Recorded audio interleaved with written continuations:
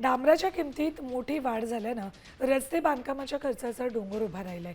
प्रति टन 42,000 रुपयांवरून डांबराचे भाव थेट 90,000 पोहोचलेत. या दरवाढीमुळे NHAI, PWD आणि महापालिकेच्या सुरू असलेल्या कामांना मोठा फटका बसणार आहे.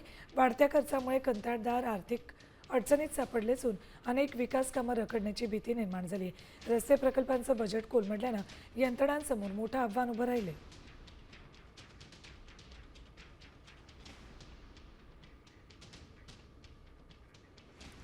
डांबराचे दर 42,000 रुपयांवरून थेट 90,000 रुपये प्रति टन झालेत.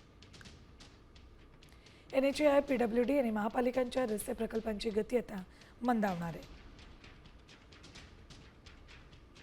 साहित्याच्या वाढत्या किमतींमुळे कामाचा खर्च आवाक्याबाहेर गेलाय.